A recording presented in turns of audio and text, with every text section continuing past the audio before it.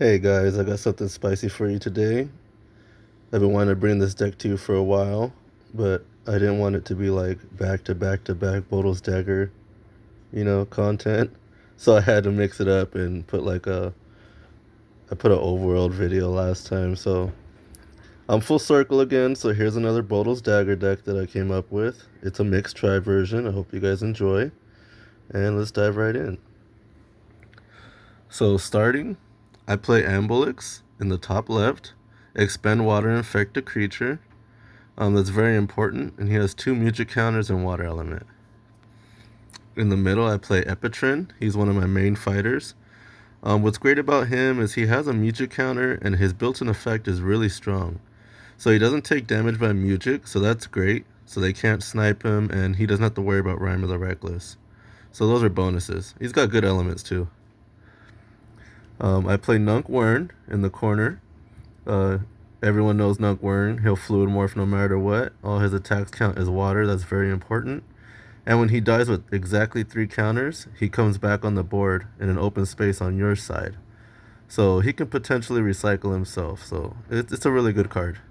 Plus, this was really broken back in the meta when the game was still around and thriving. I'm telling you, you'd play like 7 nunk'worn decks a tournament. But anyways, moving on. In the middle, I play Tenga Toborn Overworld General. He's super broken. He has Defender built in.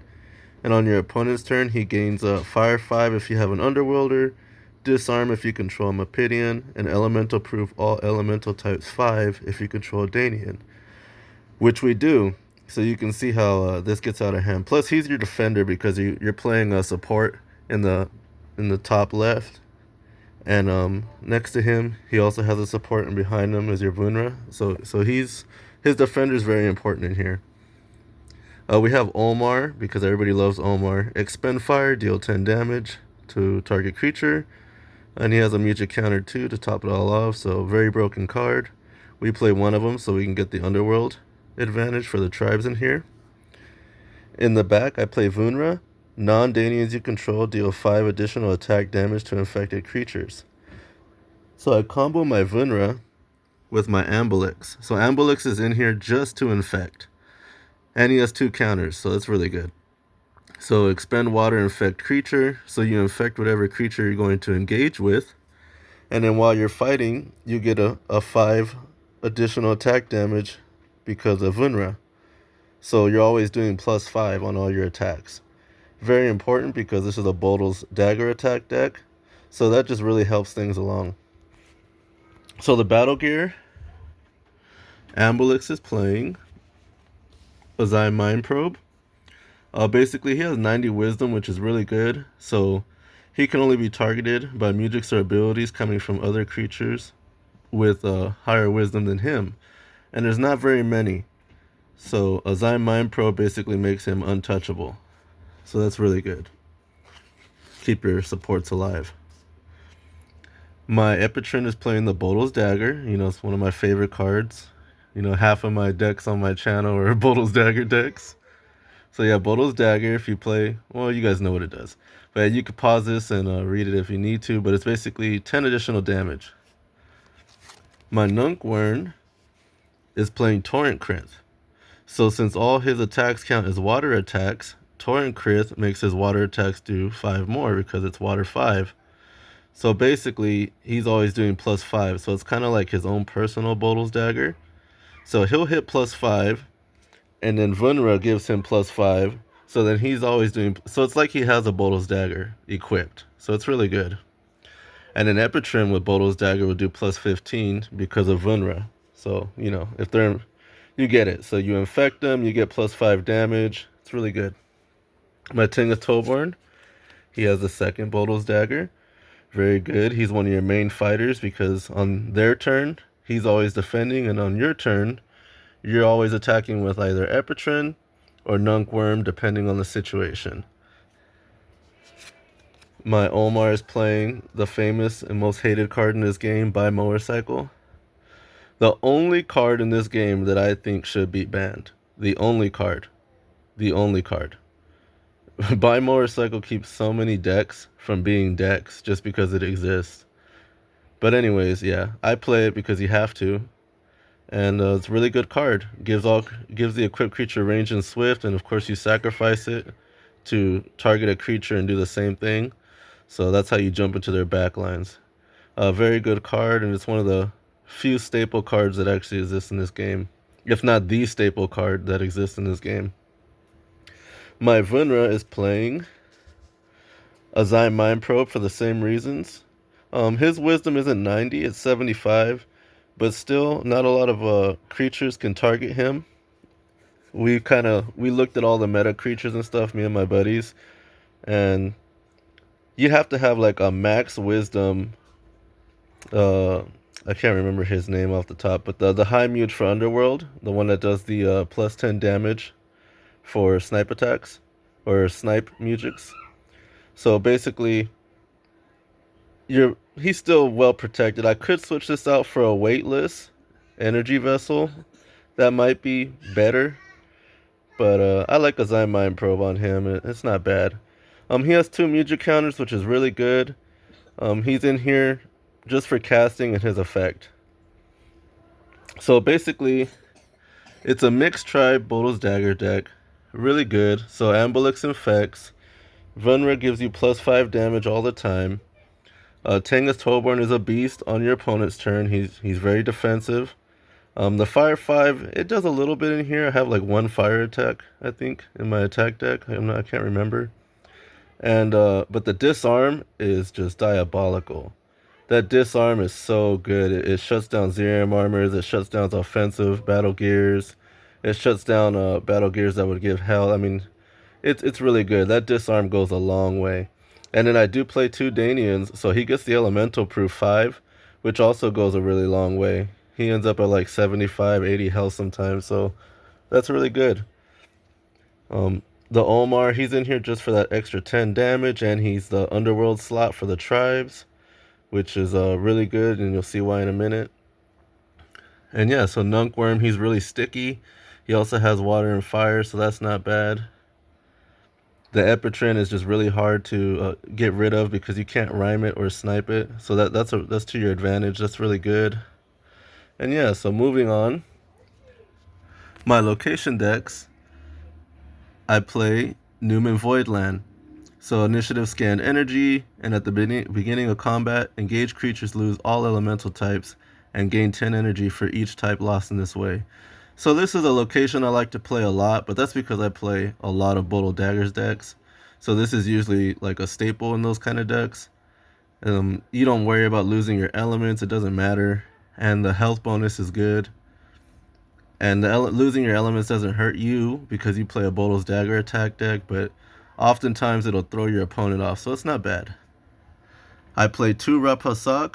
I just switched these in here. I'll explain why in a minute, but Initiative Earth, creatures without water cannot spend Mujik counters to play Mujik or abilities. A really solid card. You know, I got the nunk'worn in here. I got Ambulix, he has water. You know, so if I really need to cast, I can. I played Tomb of Pity on Mirage because I told you guys this is a staple card. All creatures gain Swift 1. Mirage, if a creature can move into this space, it must do so. Super broken. It's a Gall Wings on a location. It's just super broken. I've explained it why like in every video I do, but yeah, Mephidian Mirage. You flip this on the first turn, you basically won the game. I played 2 Infectorium. At the beginning of combat, deal 15 damage to infected, engaged non-Danian creatures. So basically, you know, I was trying to find a way to also take advantage of infecting my opponent, like I am every combat. And Infectorium, it's really nice. You know, it's not broken, but since I'm going to infect you anyways with Ambulix, and then I'm going to do the +5 because of Vunra, I was like, why not play this location that's going to do 15 damage to you as well? And, you know, Bodals Dagger, a lot of the attacks don't do too much damage, so just hitting them for 15 before the fight even starts is great, and it helps us make the fight go by that much faster. My Mujiks. I play 2 Refrain of Denial, Overworld, Underworld. Dispel target Overworld or Underworld Mujik. The reason I played 2 of these is because those are the musics that are going to give you the most problems. Your opponent's going to try and Song of Stasis you. You can get rid of it with this refrain. If they want to cannon your support, you can get rid of it with refrain. So basically, those are the musics I'm most worried about, are those two classes. So the refrain of denials, these are staples in here. Really good, really solid. And just make sure that I'm not getting sniped or stasised or rhymed when I don't want to be rhymed. And I can also stop like their healing, their support for overworld, so that's really good. I play 2 Opus Opposed. Heal 5 damage to target creature for each tribe you control, so that's really good. I have 1, 2, 3, 4, 5 tribes in here, so that's 25 heal per. And I play 2 of them in the generic. So that also comes in handy because your nunk'worn starts to fluid morph, your Omar can cast these, your Vunras can cast these, your Ambalex can cast these, so it's really good. It's not restricted for a tribe. Bread and butter right here. I play Psionic Serenade. Remove a minion creature card in your general discard pile from the game. If you do, deal damage to target engaged creature equal to the removed card's scan energy. So, Epitrin is a minion, and he has 65 health. So if he gets killed, I can play Psionic Serenade, which is a generic too, so anybody can play it, including my nunk'worn. And I can remove Epitrin, and I could do 65 damage. So if I really need to, and I'm trying to close out a fight, I can just basically snipe the creature that I'm fighting for 65 damage. So that's really good. He's not the only minion. So Epitrin is a minion, and Vunra is a minion. So if things went south, they gear killed, and then they sniped your Vunra anyways, like they got around all your, say they got around all your refrain of denials somehow, you know, they're all snipe heavy or something. If Vunra's in a discard pile, I'm not down and out. I can also Psionic Serenade, remove him, and do 45 damage in that fight. So you have 2 minions in here that you can chuck and remove from the game with Psionic Serenade. So really good. And then I play 1 Nourishing Nocturne. Sacrifice a minion creature. If you do, target and gain creature gains energy equal to the scanned energy of the sacrificed creature. So if I'm in a really important fight, like Tenga Toborn has to win this fight, or nunk'worn has to win this fight, or Epitrin has to win this fight, I can chuck Vunra and gain 45 health, and it's a gain, so I can go over my cap. Or if I'm fighting with nunk'worn or I'm fighting with Tengus and I still have Epitrin and I really need to win this fight, I can gain 65 energy, and I sack it, and by sacking it, that makes Psionic Serenade active. So then I can sack it, gain 65, and then if I absolutely still need to, I can play Psionic Serenade and deal 65. So these are just things that mesh well together. So this is a mixed tribe Bodals Dagger deck. So let's get into the attack deck so I can show you guys what I did here and why it's all optimized. So I play 1 Consuming Flame. I only play 1. That's because Tenga Toborn gets fire 5 on your turn or on your opponent's turn. So it's not bad, it'll do 20. Your Epitrin has fire, so he'll do 15. And your nunk'worn has fire, so he'll do 15. But it counts as a water attack, and you have water 5, so he'll do 20 with it.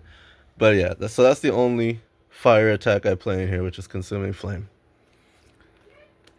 Grant Kai's Stance, the bread and butter. This is everything in here. So basically, it's a Bodals Dagger attack. If you control an Overworlder, gain 10. An Underworlder, destroy the opposing engaged creature's battle gear. That's why we play Omar. And if you have a Mephidian, the next attack played this turn deals 10 less to you. We play Epitrin. And then if you control a Danian, deal 10.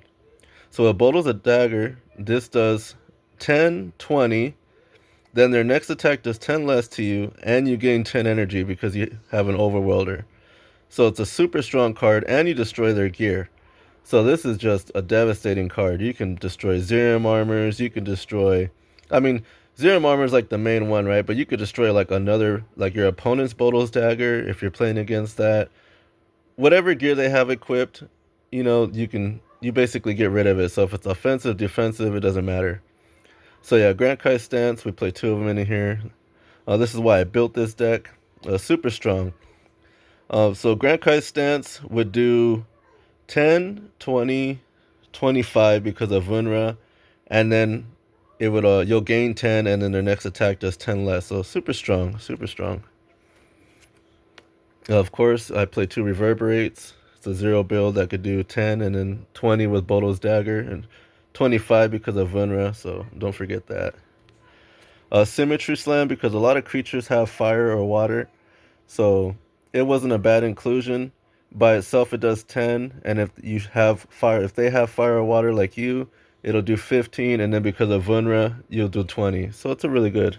I always try to make my attack decks average at like 20 per hit. Xenocentric Wrath, one of my favorite attacks to use. Does 10 base and then 10 if the opposing engaged creature does not share a tribe with the creature playing this attack. So like if nunk'worm's fighting against a Mephidian, it goes off. Pretty much as long as they're not the same tribe as you, it goes off. And we play, so Tangoth is Overworld, Epitrin is Mephidian, and nunk'worm is Marillion. So we have a pretty diverse lineup of fighters here. So this attack should always be going off. There's my second Grand Kai stance, super broken, why I made this deck. My second Xenocentric Wrath, really strong card. It does 35 in this deck because of Vunra, so don't forget Vunra. So yeah, it'll do 35 in here if they have Bodals Dagger, or just 30 if you're fighting with the nunk'worm that has Torrent Crit and the Vunra boost. So really solid. I play 1 Accelerated Unity. Deal 5 damage for each tribe included in your army beyond the first. So basically, it doesn't count. It doesn't double count the Danians in here, so that's pretty good. Still solid. Still does 20, at least 25 or 30, depending if you have them infected or not. So a really strong card. Of course, you got to play your Carnarwins in here. I played 2 of them. It does 20, 30, or 35, depending on if it's Bodals Dagger or Vunra. Aftermath Feint. I actually don't normally include this in my Bodals Dagger decks, but I did this time because I am playing nunk'worm. So nunk'worm, if you guys don't know, he's very sticky. So it's usually okay for him to die most of the time. And so if I have a game where like he already has the 3 counters and he's not going to win this fight, I'll throw an Aftermath Feint because when he dies, he comes back anyways, and I'm going to draw 2 attacks and discard 2 attacks and go through my attack deck. So it's not bad. It's really good in here. My Squeeze Play, I love this attack card. It'll do 15 with a Bodals Dagger, and with Vunra in here, it does 20. So that's super solid. It goes through your attack deck. I played 2 Degenerate. This was my buddy's idea because I have water in here. So it's a 0 build. It's Bodals Dagger because it doesn't have any elements. So it'll do 10. And then I lose water, but you lose 25 courage, power, wisdom, and speed. So this is a really good card. It's a really good opener, especially if you know your opponent's attacks are going to be stat-based. So this is really good. 25 is a lot. That's nothing to scoff at. That could really hurt your opponent's monster, and that can keep it from making like stat checks or challenges against you. So it's really good. There's the second Reverberate, my second Squeeze Play, my second Carnarwin, my second Symmetry Slam. Oh hey, I do play 2 of these in here. Okay, my bad. I don't even know what I'm playing these days. I play 2 Accelerated Unities. Nice. Okay. There's the second Degenerate, my Primal Smash, because you have to have a Primal Smash, and Aftermath Feint, the second one. So yeah, this deck is super solid, very strong. It'll hold its own. It does really well against some S tier decks. I mean, this is chaotic, so you're always gonna have like 2 to 3 just bad matchups that you're not gonna beat. But I mean, other than that, it's really solid. It stands a good chance against a lot of decks that exist and a lot of good meta decks. Remember, the pool that I play in with my friends, they're all S tier A decks. A plus S tier decks. That's all I get. That's all I play against in my circle of friends. So this deck is super strong. It's built to compete in that atmosphere. So here it is again, just so you guys can see it. And it's very well thought out. Of course, your locations should hurt your opponent more than they hurt you. You know, I got the Runic Grove in here. I don't know if I mentioned that. Only generic music may be played, and that's fine in our case. Because we play 2 negations, and then we play, the rest are all generic, so it doesn't hurt you at all. So yeah, here's the deck. Feel free to ask me questions in the comments if you have questions about how it works or why I did certain things or why I picked certain things. I'd be happy to go over it with you guys. Like here recently, I might switch something around. Like Ambulix, I've been thinking I want it in the middle now, and I've been thinking that like I'll put Omar in the top because it hurts more to lose Ambulix than it does to lose Omar because you need Ambulix to get the Vunra boost. If Ambulix dies, then Vunra's just back here doing nothing. So I might consider putting Ambulix in the middle row now because it does happen. My friends they top deck Pearl Forest on me like all the time. I always go second because I have terrible coin flips, and I swear to God they open Pearl Forest and like I can't defend, and then they kill the Ambulix and Vunra's just back here like eating chips, you know. So I think I'm gonna put Omar in the front, and I'm gonna put Ambulix in the middle. But yeah, other than that, I mean, here's the deck. It's super solid. You know, again, Epitrin can't be sniped by music. You know, no rhymes here, no cannons, stuff like that. So, really good deck. You guys should try it out. And peace out. I'll see you guys soon.